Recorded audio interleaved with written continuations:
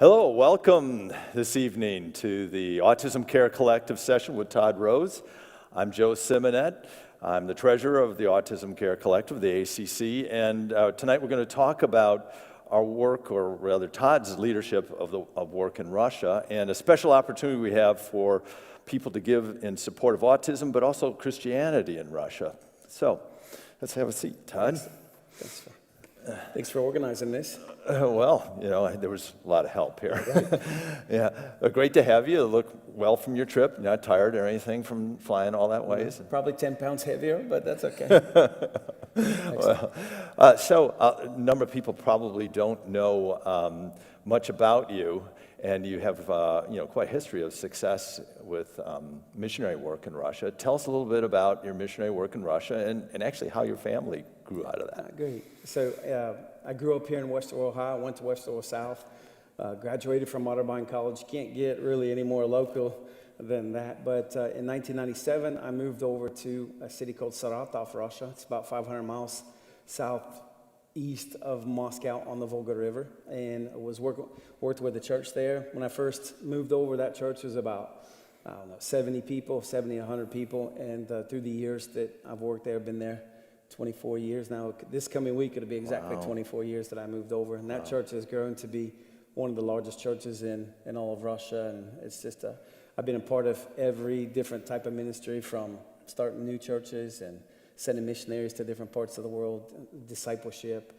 What I've done the last decade, probably, I just really focused on, there's a growing group of international students that come to Saratov, mostly medical students from Africa and some from India and other parts of the world. And so I've really thrown my life and ministry working with them these last few years. Oh, well, congratulations on that. But more about your family. Tell us about your kids and your wife. And Great. I married just a lovely, beautiful Russian lady. Her name's Katya. We've been married for 16 years, and we've got 5 kids, and just a great family. They're dual citizens. My wife's Russian. I'm American, and all the kids are a little bit of both. And then Stevie, tell us about what happened there. Yeah. I mean, our lives absolutely changed. Stevie, he'll be 10 this summer. And when he was about 2, his whole life, I wanted to have one child that spoke English right from the get-go, right? And I didn't do that with our earlier kids. And so they spoke Russian, and then they learned English. But this one, when Stevie was born, I decided, all right, I'm just going to speak English to him. So when he was probably 2.5 still, he wasn't speaking at all. And my wife was coming to me, and she said, something's wrong. And I couldn't agree with that. And I'm like, don't worry. I'm speaking in English to him. You're speaking Russian. It's just throwing him off. He'll speak later. But then you notice that it wasn't just the speech. There were a lot of other things. He didn't smile. He didn't make eye contact. And it just all of a sudden became very apparent that something developmentally wasn't working. And so we went to the pediatrician, and the pediatrician's like, I have no idea. And we've learned out why. We've learned now why that doesn't happen. We'll talk a little bit more about that. But she sent us to the neurologist, and the neurologist takes my son, and my son's like stimulated by different things, and he's looking at the office, and if you have a balloon in the office, that's just the end. He's never going to be able to focus, and she had like balloons all over, so he's just everywhere. And she even grabs him by the face and says, Stevie, look at me. And he's looking, but his eyes are shooting everywhere. And she says, oh my goodness, he's autistic. And I said, how did you pick that up in like 45 seconds? And as I'm saying that, she's writing out the prescription. And I said, what's this for? And she says, look, you are your son's autistic from everything that we know. And but listen to me, this is an area, it's a black hole. She admits, we're in the dark ages with respect to autism. And you're luckier than any family that I've met, that you're in an international family, and you're able to self-feed, if you will. And so you're able to dig in and get on the internet and find out for yourself, because she said, you're going to find that this just is an area that we are terribly lacking in Russia. And the prescription was for this drug, haloperidol. And I went home and read about it and talked to some doctors in the U.S. about it, and they said, are you serious? Yeah, we haven't used this drug for autism since the early 80s. And I even talked to the doctor, and I said, I'll give it to my son if you and I will take it together. And she's like, I'm not taking that drug. No. And it's just, I mean, I've even met doctors here now in the U.S. that said, Todd, the only reason you have a sit-down meeting with us is because, are you serious? They're still using that drug, and so we got to do something about it to fix this. So what treatment did you find for him? You know, I mean, in Russia, there isn't anything. I got to be honest. And I mean, there was a clinic, if you can call it that. It was basically an apartment that some moms had rented out. That moms that had kids with similar situations, and they just wanted to do something to help their child, and made it available for some other children. And we sent our kids to it. As just, even for us, an American Russian family, it was super expensive. It was like $10 an hour, $10 for a half hour. And what's that like in Russia? Yeah, in Russia, in my town, an average salary is probably $500 a month. And so if you're going to give your child 1 hour, it's $20 a day for every day, $100 a week, your whole salary basically is going to take. And it was, I would say, the care that he was receiving, or any other child, is I would put it on the level of just a little bit better than nothing. Yeah. And so, but we had some great contacts back home, and this is where this all started. Is I came home and I just said, guys, I mean, we got a situation here, and it was, I mean, our family, we were in a whole new world. We were in a world that we didn't want to be in, to be honest with you. Yeah. And we prayed and we fought, but we decided as a family we're going to do everything for our child.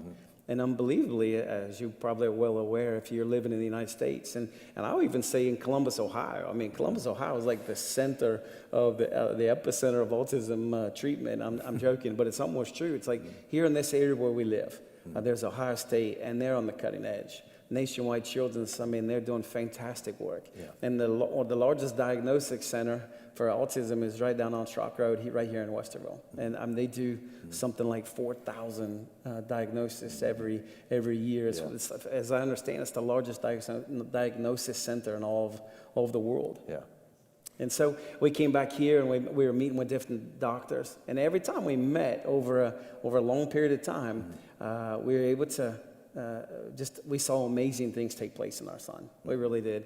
And of course, we lived in Russia the whole time, and there were times that we thought maybe we're going to need to move back to the U.S. in order to best help our son, and we knew that we could do both. And so we're back in Saratov and trying to work with him internationally and in Russia. And today, if you tell me at almost 10 years old, 6 years ago, that this is where he would be, I mean, I would have cried with joy. Just the amazing progress that we've seen in his life. I mean, it wasn't just a few years ago that like 2 + 2 for him was 2. You'd say, Stevie, what 2 + 2? 2. Repeat. 4 + 4, 4. And now Russia, the schooling is a lot more difficult in Russia than it is in the U.S. And so he's in 3rd grade and taking geometry, and he loves it. He loves it, and he's good at it. And we've just seen incredible progress with him. English is not an area that he's making a lot of progress, but we're getting there, right? And I just looked at my son, and I thought, we've been able to pour into him. Yeah. And at times you think it's almost not fair. Yeah. The resources that we have that the other kids in Saratov don't have. So say some more about that. Why do you think in Russia, technologically advanced, not a bad economy, educated people, why the difference between here and Russia? It's just not an area that they've poured anything into. I mean, and when I talked to I talked to a professor from Ohio State here. He said, I've been to Russia. I know exactly where they are. They're in 1979 type frame. He's like, what happens to families then who don't have the resources like that? Yeah, it's terrible. They're hopeless. In Russia, if you have a child, and statistics show within the first couple of years, probably the husband is going to leave the family. There's a stereotype that just says, I'm a Russian man, and I can't admit that my son is not perfect. And so a lot of times, almost all the families that we work with, well, not almost all of them, many of the families that we work with are now single moms. Obviously, they're limited in their finances, that they're able to do anything for their child. And so they can't even go to the centers that I was telling you about that are expensive and leading to nothing. The best they can really do is turn on the internet and hope for the best. And I remember being at the diagnosis center at Nationwide, down the street, and the diagnosis that we got was 45 seconds, right? The diagnosis there is 4 weeks. They meet with you and they do tests, and they got 7 different types of specialists that work with you. And when you're done, they give you a 50-page report that's just rock solid. And I walked out of there and I thought, praise God, that's incredible, but it's not fair. Yeah. And I just in moments like those, I just said, you know what, we got to do something to change this in Russia. And then you met myself, Mark, Sally, and others in the formation of the Autism Care Collective. Tell us how that. Yeah, we were doing some things in our ministry at our church back in Russia. And I mean, in Russia, kids the autistic kids, they're just kind of pushed to the back, take the drug, go out, slobber, if you will. I mean, it's just like a knock you out in and out of neurotic drug. Yeah. Stay out of sight, out of mind. Yeah. Don't be disruptive. Don't mess the boat, right? Don't rock the boat. And in fact, if you're a child that has autism, the person that you're going to work with is called a defectologist. You have a defect, and the doctor is called the defectologist. Yeah. It's more of an educational position, but we just started doing things to help the children there. We would do theater for kids. We'd do musicals for the kids, and we'd have clothing giveaways. And on Christmas and New Year's, we'd have gift giveaways. Yeah. And those were great. I mean, the parents would say, you gave us the best day of the year for us. It'll be the best day our kids have, and perhaps us for the whole year. Yeah. But we knew inside that we weren't doing anything to really change their role in life. No. And certainly nothing to change society. Yeah. Right? And we, deep down, wanted to do something that provided a really significant change and helped them reach their God-given potential. And that's where we met you guys. And we came back home one summer, and that turned into a year to just really say, how do we go about changing the diagnosis and the care and treatment and education for children with autism in Saratov and in all of Russia as well. And that's when we formed Autism Care Collective, ACC, and here we are today. Yeah, here we are. And between then and now, we initially started trying to do some traveling, but then COVID hit, and that actually worked out better, strangely enough. So explain how that happened. Not bad. Well, so I was talking to a professor at Ohio State, and I was talking to a doctor at Nationwide, and both of them said the same thing. I was trying to get them to come on a trip over to Russia and do some seminars. Yeah.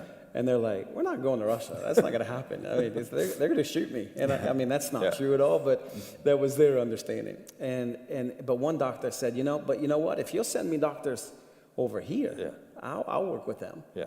And he even gave me an idea. He's like, you can give them to me for a couple weeks. I'll show them everything. And in that moment, I was like, this is going to work. And we organized a group of about 15 doctors and professors and educators. And of course, during the kind of the political upheaval between Russia and the United States, it's not the best time to talk about Russia right now. In Russia for the last 4 years.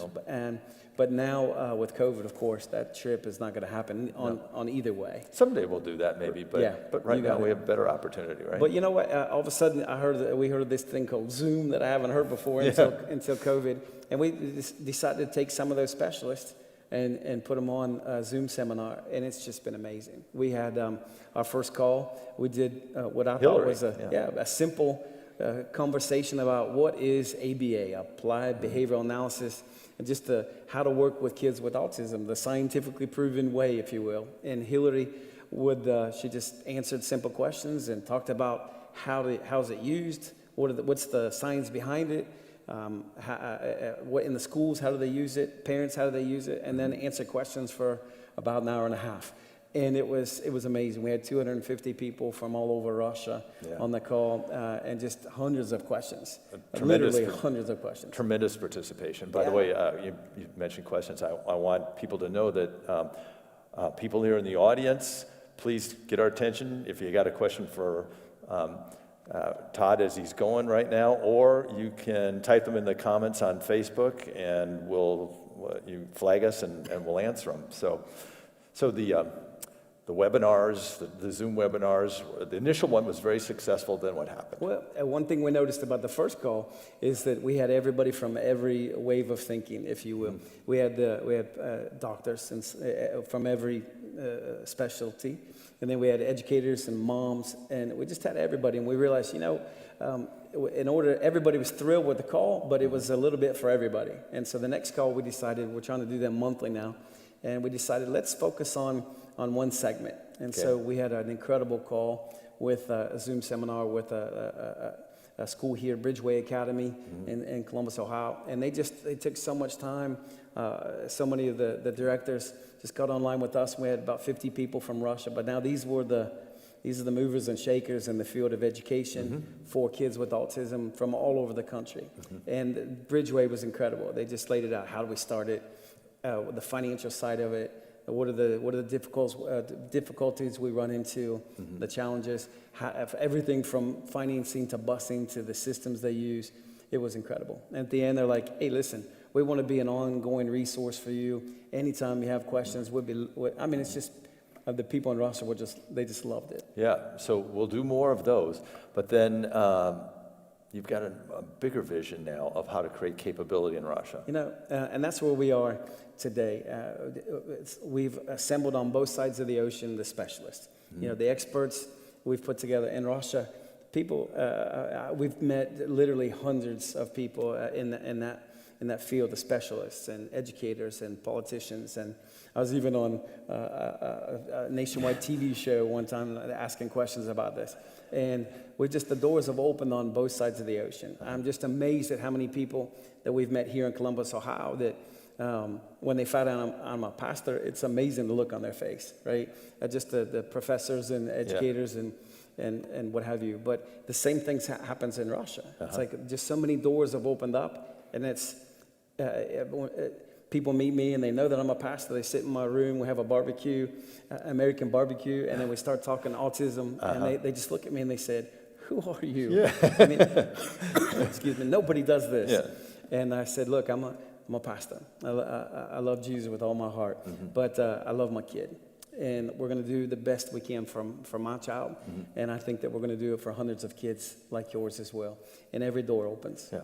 Well, your family showed how quickly Russian families could be transformed if given the right resource. And what do you think those resources are next? Yeah, where we are right now, remember, it's a tough environment in Russia, especially as like a Christian missionary.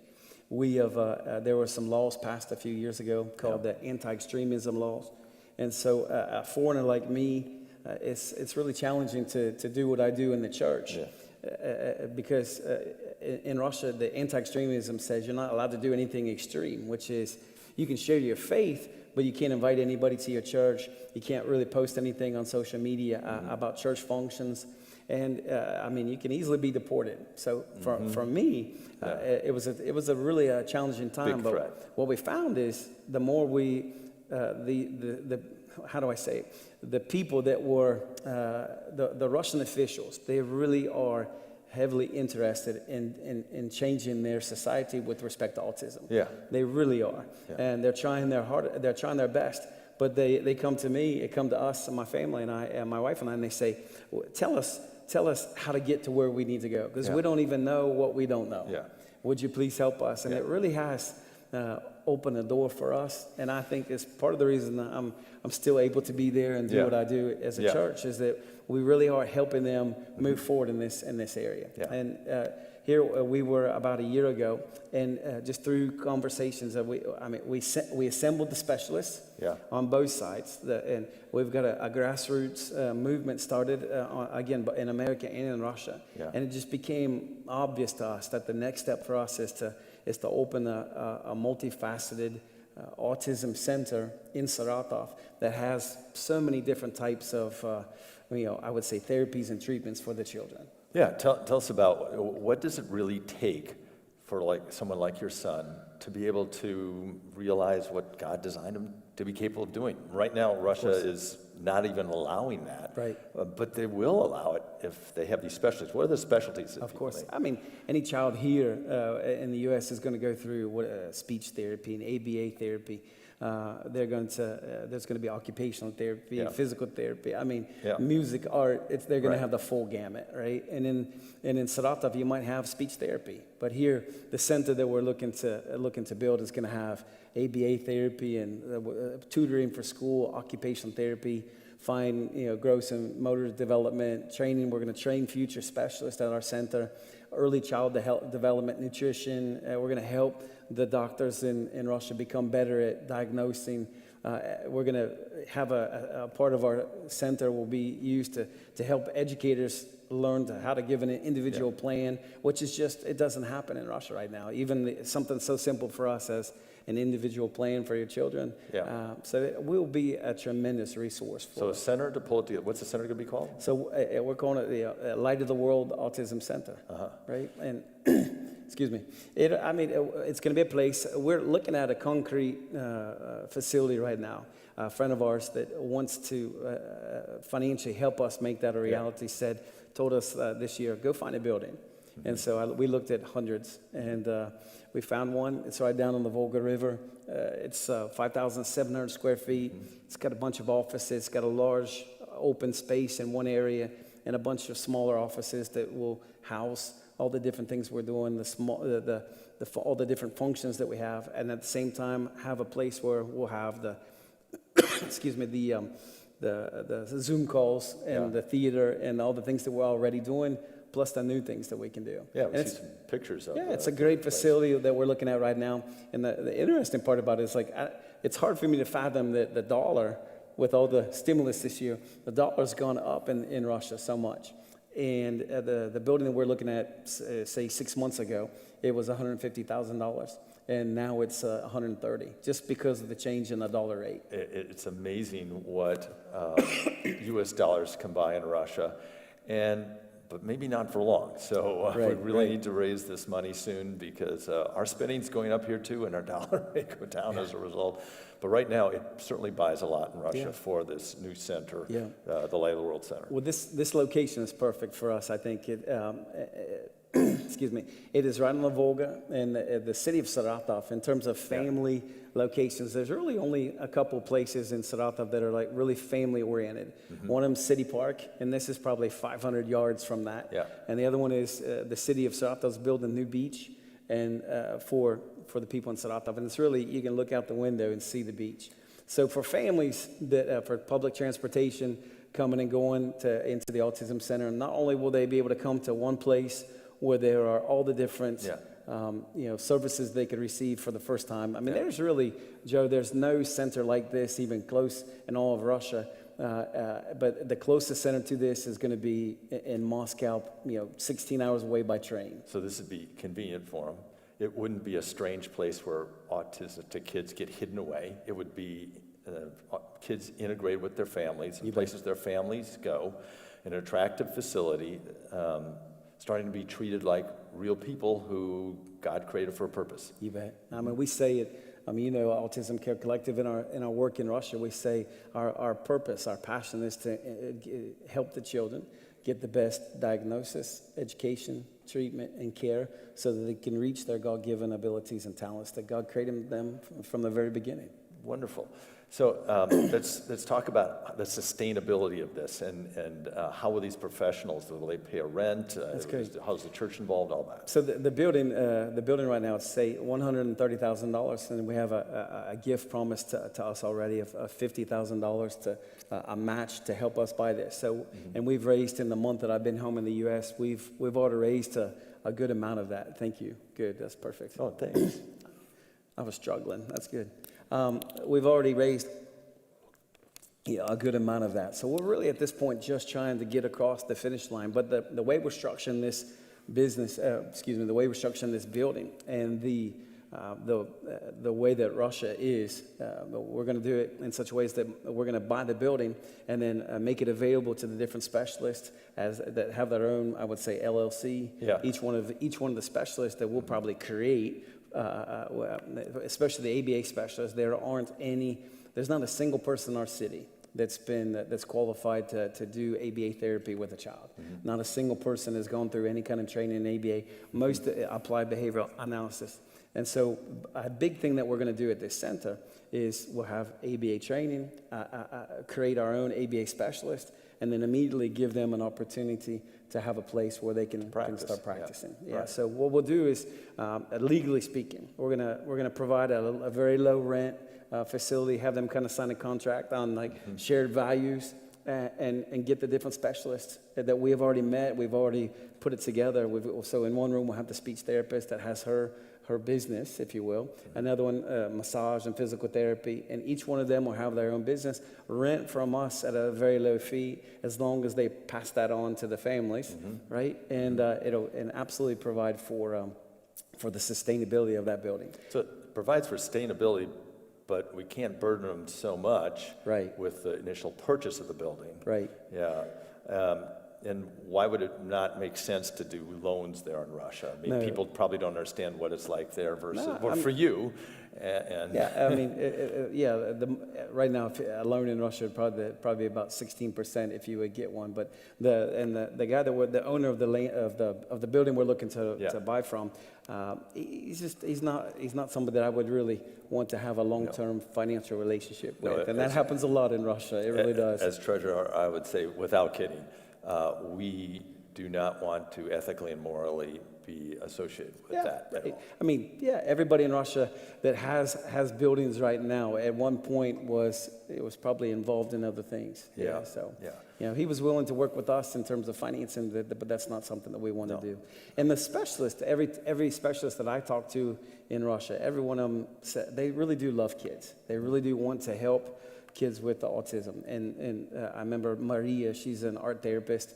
She spent 4 years in the university learning how to work with kids. And she said, as soon as I got out, I realized financially it's impossible for me to do so. So they can't stand alone financially.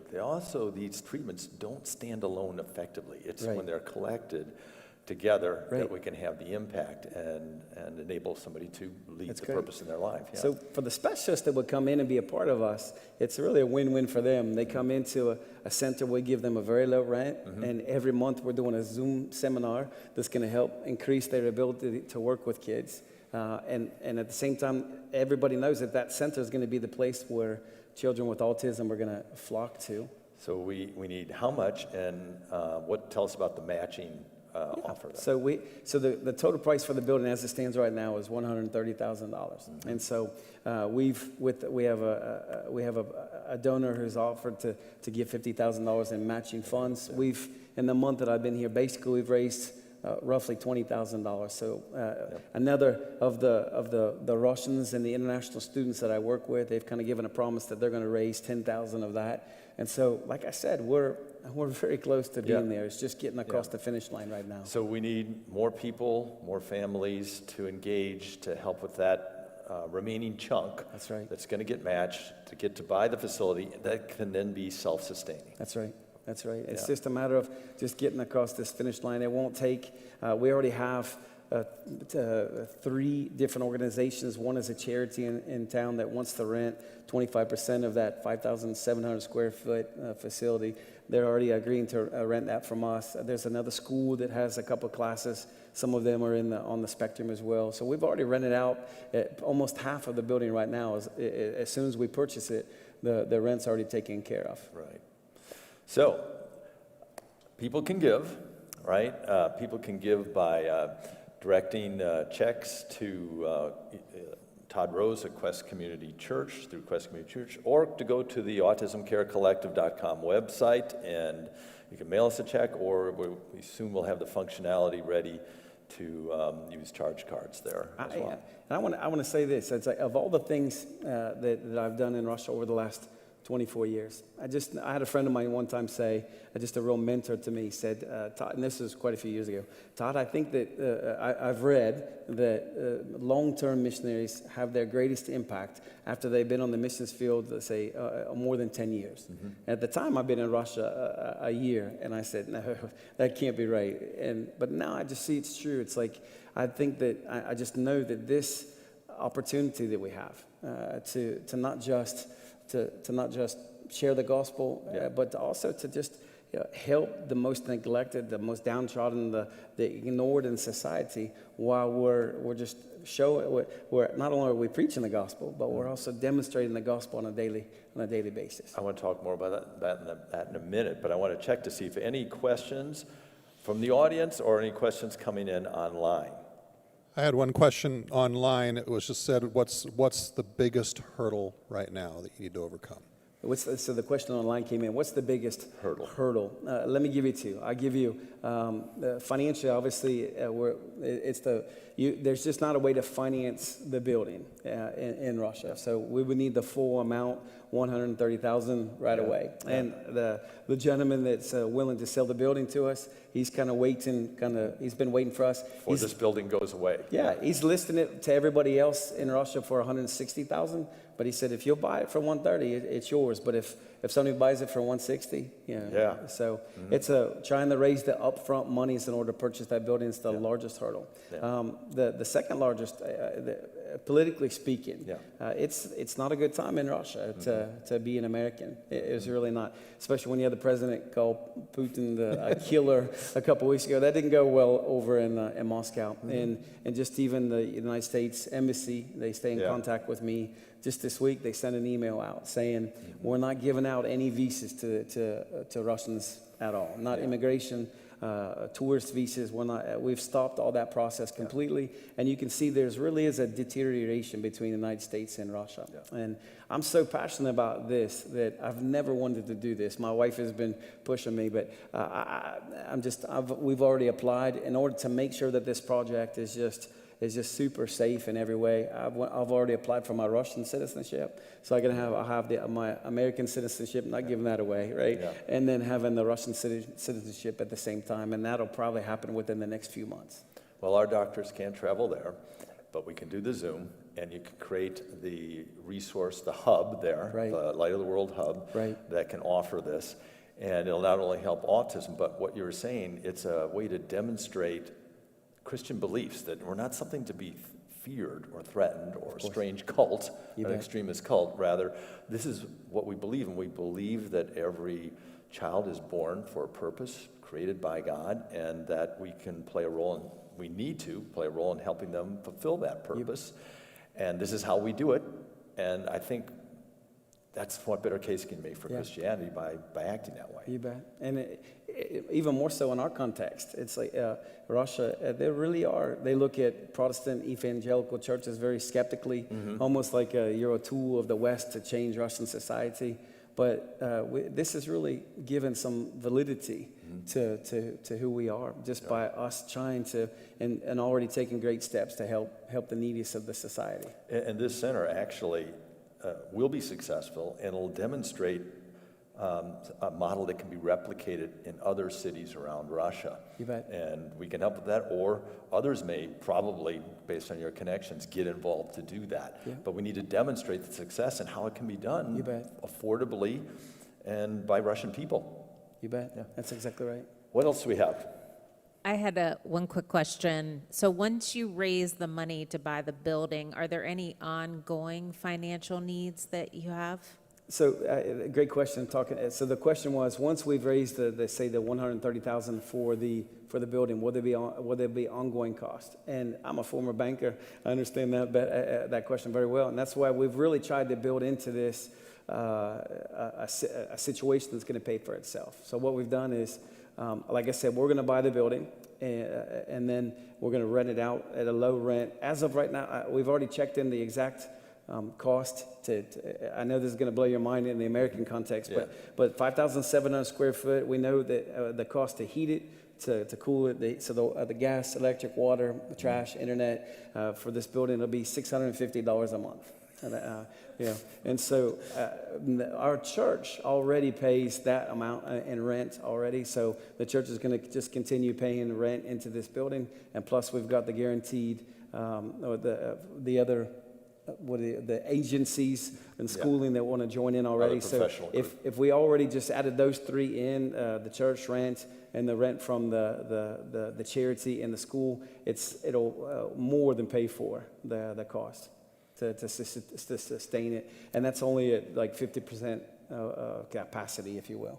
So that's a really important question because you're not going to be constantly going back to people demanding. We'll take it. I mean, there'll be things that we can think of to do, but for this particular thing, it's just to get it started, and it can be self-sustaining. You bet. I mean, we've met every specialist that there is to meet in Russia, I think, but certainly in Saratov. And so those individual roles that we're looking for, so the physical therapist, we'll get the best one in Saratov and plug him in, right? In terms of speech therapist, we know who to ask, and now you got a place where you can start your business and kind of almost risk-free, and we got a pipeline of people coming into it. So we'll be able to sustain it. We ourselves aren't going to finance them. We won't even need to buy a bunch of computers to help them out or equipment. We'll just get them set up and then equip them with the I would call the intelligent material that they need in order to continue to grow in their work every month with the Zoom calls. Now we are going to individually do some things. ACC, we're really passionate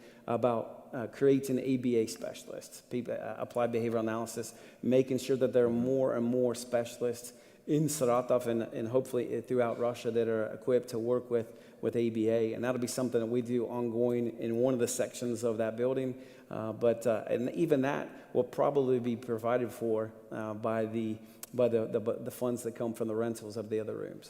A lot of people might not know the role that ABA plays in enabling families because they don't know someone who has autism. Sure. I mean, if you talk to anybody that's like at the high state level, in the academia, they'll tell you, they'll give you this speech. ABA is the only scientifically proven method of working with children with autism. I mean, there are hundreds, and sometimes they all fight with each other. It's really funny. All of them think that our way is the best way, but in the academic circles, and usually you're going to hear it's got to be ABA.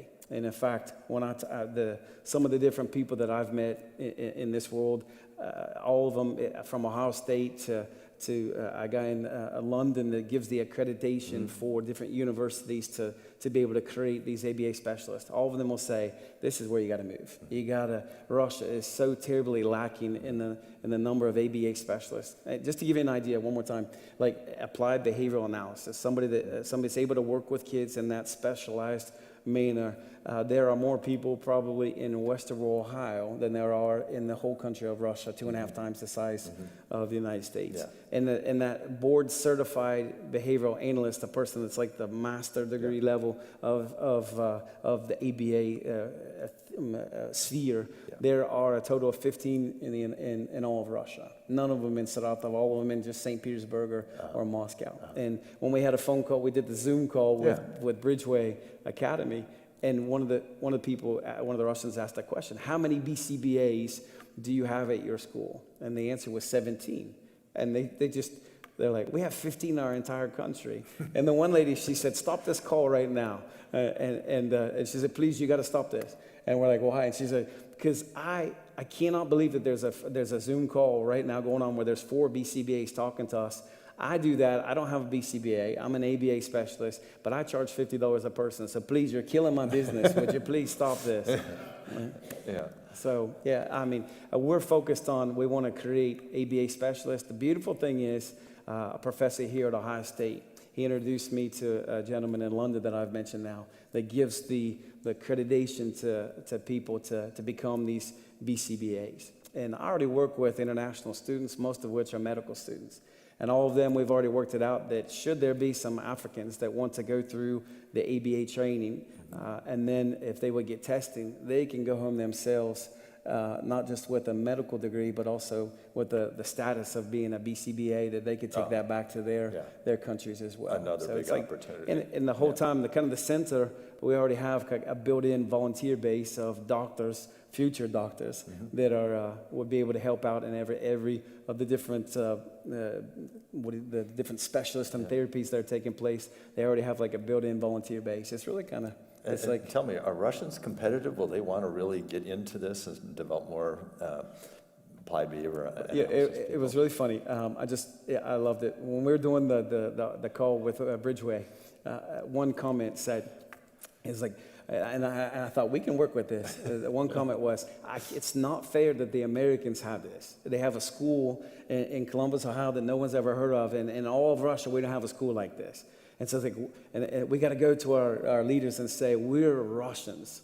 It's not, if the Americans have it, then so must we. And I'm like, this might work. If we could play the nationalism a little bit, we might have a school, right? I think it'll play. So yeah, of course, they recognize that they're far behind in this area. They recognize that they're a black hole. They're in the dark ages with respect to autism. They know that they need to grow in this area, and they know that they don't have the tools to do so. And so this is a win-win for us and for them to be able to help them in every way. Yeah. Mark, you got a question? The mothers / parents, non-professionals, what was the biggest aha moment from the webinar that they attended? Yeah. Yeah, I would say, so the question was, what was the biggest aha moment for the moms during the seminars? Parents. Yeah, the parents, especially with respect to Bridgeway Academy. I mean, it's just, you could hear the tears through the computer. I mean, it was just like the same thing I said when I walked out of Nationwide's Diagnosis Center. I just cried out. I'm like, it's not fair. Right? And every one of them looked and they said, I can't even believe they have a sensory room. We've never even heard of that. What's a sensory room? And they're like, the people at Bridgeway are like, it's just a place where if your kid gets overloaded, you got to be able to go in and just calm down and stop the overstimulus of your brains. And they're just like, it's not fair. So clearly now, when they heard that the cost of going to a school like that, they were overwhelmed as well. But the state of Ohio, when they heard that the state of Ohio provides such an amazing stipend for children with autism, we heard that phrase again one more time. It's not fair. Right? Okay. I mean, and even maybe in the future to promote the government of Russia to say, you got to help out in some way. Those are all just amazing things that are taking place. Yeah, well, provide the model and people will come. Right, and that's our job on the Zoom calls is just to say, all right, here's what other places are doing, right? And get this grassroots movement going with one of the ladies that we work with, she was just, it was great. I mean, through this, there really isn't, I'll go offline a little bit here and say there really isn't in Russia this idea of just, people in Russia are very generous, but the idea of fundraising, the idea of raising funds through individual businesses and people, it's not part of their way of thinking. Usually it comes from grants from the government, and there really are lots of grants from the government. They're really trying to move in this area. I'm not getting a grant. I'm not. I mean, and I'm not even trying, right? No. But so everything we do, every time we do a Zoom call, we just give it to one of the local charities, and we say, hey, you can take credit for this, no problem. You put your name on this. And one of them did that. She's taken 2 of our calls, and through that, she was able to get a grant. And through that, she just this week was put on the parental board for the state of Saratov, not just my city, but the state. Yeah. And it's an advisory board to the government from a parental standpoint. It's a really good place to be. And she was nominated on that, and I think strictly because of the stuff that they saw her doing through our call. She didn't have to do anything. We did it all, and she just opened up the call and closed it and got a ton of credit for it. Right. It's amazing. What's her profession normally there? She's a lawyer. That's a good, and she's going to be the one that wants to rent some of the space from us. So it's nice to have her on our team. Excellent. Yeah. Yeah, so since the rent is going to be so low, are the service providers able to pass on that savings to the families so it's affordable? Yep, the question was, just to make sure you hear it, so the rent, we're going to make it really low. We really are. At the center, we're going to make it as low as we possibly can, as long as the providers are passing on that to the families as well. Now, they have to make a living. We understand that. That's their role. But we're going to sign a contract with them, what the amount is. Right now, I think it's unaffordable right now. And it really is, and particularly the ones that are going to be doing the ABA therapy with people that we've helped create ourselves. We're definitely going to have a solid contract with them. It's like, we'll help provide for your education. We'll give you the office space later on, but you got to make this so affordable. I mean, even 1 hour a day is just not enough. I mean, I think we're looking at in the future, we'd like to see every child have at least 2 hours a day of ABA training, and then everything else in that room that they could have, it would just be a bonus for them. So yeah, absolutely, they're going to have to sign a contract with us that you're going to pass on the costs, and we're going to make it as low as we can that everybody's happy. Yeah. Okay, what else? So the biggest need right now is raising the money for the facility. The facility is going to be self-sustaining from the rent already coming in there in terms of long-term capital expenses, everything. It's going to cover the long-term sustainability of it. A little bit further down the road, once the building's paid for, what are going to be some of the financial needs of ACC? What are going to be some of the financial needs of Further down the road AC, after of we ACC? get started in it. Yeah, we are doing the ongoing Zoom calls. I've just in this trip home this month, I've already met with a couple of people from Nationwide, talked to specialists in the school system. So we're doing the ongoing Zoom calls every month. From ACC, that's kind of what we're specializing in right now. Yeah. And there's a extremely amazingly high cost to do these calls. I'm joking. It's like we pay an interpreter to help us. And it's like $50 for each phone call, and then we put about another $100 into advertising and video work. So even that, the work that we do on just one video Zoom call that literally is just influencing Russia in this, it's about $150 a month. Yeah. Would you say that? Yeah, so we want to do a lot of those. It doesn't cost zero, it Right. costs something, so we do need some ongoing support for that Exactly. as well. But the main thing I have to emphasize, the main thing is this big hump, this establishment of a center. We can continue to do the Zoom calls, but it'll be limited until there's a physical model of how to be successful. Yep. And we need the seed money in order to create that physical place to, and then have the professionals, come there and demonstrate success. And then self-sustaining, I don't want to turn down ongoing gifts. And we do need it to fund the Zoom calls. And we could expand to a whole lot more to support education. But really, we need significant gifts in the short term, in the next few weeks. While the dollar remains, high relative to the ruble, and while the facility is still available. Yeah. This is when we really need support. Yeah, I'm amazed even this month that I've been here. I mean, I think it's just amazing. Some people have given large amounts of money to help us make this purchase. But at the same time, there's been dozens of people that have given $50 to help, and I think we need it all. We really do, and it's an amount that's doable. Right now, like I said, I think we're right around $50,000 that we need to raise additionally to have the building. It's an amount that's doable, but it's going to take a lot of people joining in and partnering with us to make it happen. Yeah. Okay. If there's no more questions, then the easiest way to give to this is to go to questvineyard.org/give and designate Autism Care Center. There's also a line item there for Todd Roese, that's his missionary support. There's a separate line item for this called Autism Care Center at questvineyard.org/give.